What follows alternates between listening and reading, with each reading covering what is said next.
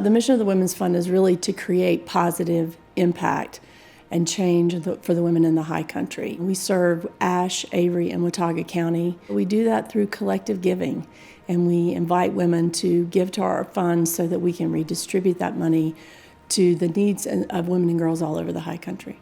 The most compelling reasons for me to support the Women's Fund has been just filling in gaps where all of the fantastic nonprofits that we have who are in the trenches day in and day out working with disenfranchised populations, there are still gaps that come up, and we fill those, and I think that sort of rounds out all of the services that we can provide and the nonprofits can provide.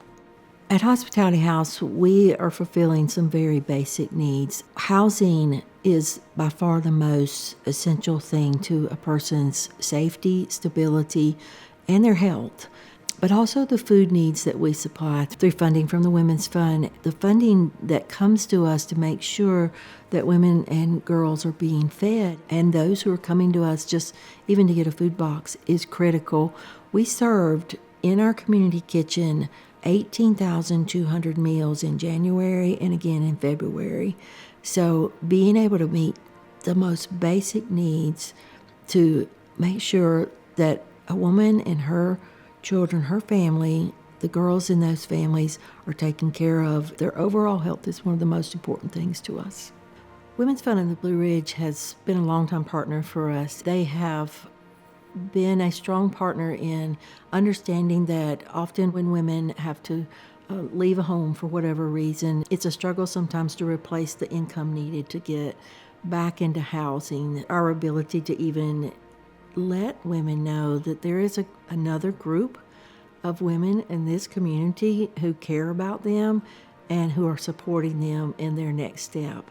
What's unique about the Women's Fund is we are solely committed to making a positive change in the life of women and girls. How to empower, how to address the health, the human needs, the educational needs of specifically women and girls in the high country. We determine the organizations that we're going to fund through grants with a grant-making process. So it needs to be a 501c3, a nonprofit doing work in our community. It has to benefit women and girls in some way. And so we have a grants committee that really looks at how the programs and services are impacting women and girls. And that grants committee determines where is the greatest impact. And we measure that impact by our grant applications clarifying the number of women and girls that they're going to impact. Last year, we impacted over 6,000 women and girls through the 27 grants that we provided to our communities. I have always loved the gap funding that we've done on ASU's campus with young girls who are trying to complete a college education but can't necessarily do it in 8 semesters. So maybe they have to work a job. That's hard to do when you are impoverished.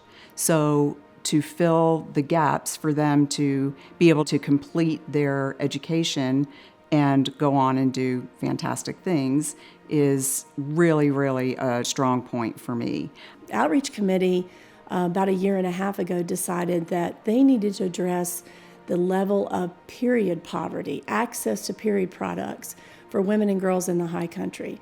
If you don't have access to period products during your cycle, then it could impact your ability to attend school, to get to work, or impact your life in a negative way. So they decided that they were going to provide period products for free where those poverty areas existed. And we went about a lengthy process to figure out how to get product to the people who needed it. We've grown from 3 distribution sites last year to over 15 distribution sites in the 3-county area and distributed tens of thousands of period products over the last 12 months alone.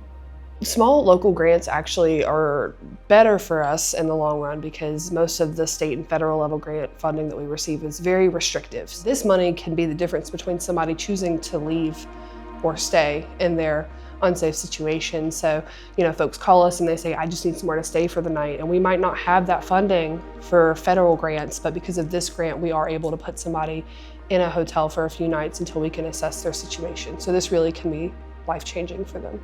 If you're looking to invest your dollars in the community, specifically for women and girls in the high country, I would go towards giving your dollars to the Women's Fund of the Blue Ridge to make sure that your dollars are spread out amongst the community. The funding that comes in for women and children goes far in this community. We're able to help with rent assistance. We're able to provide diapers and wipes and formula and all these needed supplies that they're going to need, food, and helping them find the shelter and a safe place to be. I've had numerous pregnant mothers that were homeless, that were put up in hotel rooms until I could find places for them to live. Also, food was given, necessities were given, clothing. Women's Fund goes a long way here in Avery County. It goes to help each mom, child, even elderly women. These women would not be okay without the funds.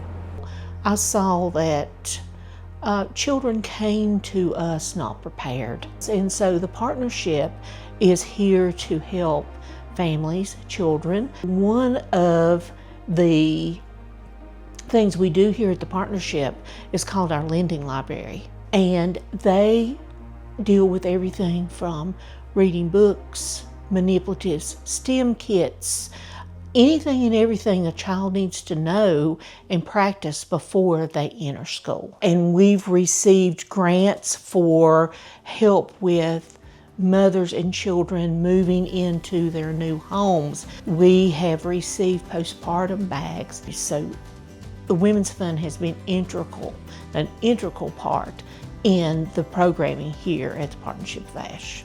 A long time ago, I worked in childcare, and I definitely was under the misconception that the partnership was just for childcare centers, because we would come and check out from the lending library, as a childcare teacher.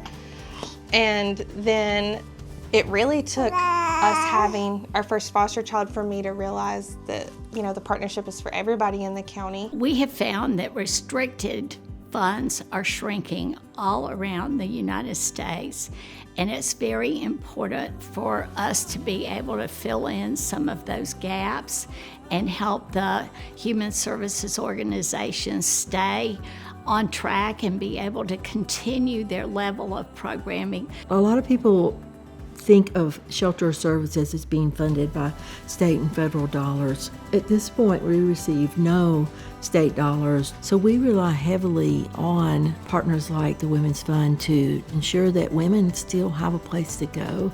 So without it, it would definitely change our ability to even keep the doors open for women to have a safe place to come. We're very good stewards of your money, and the accountability and transparency is something every donor should look for in an organization, and if they look for that with the Women's Fund, they will find it 100%. You give us $1 and we're going to invest in creating a better future. We're making history and helping women change their story and make a better future for themselves.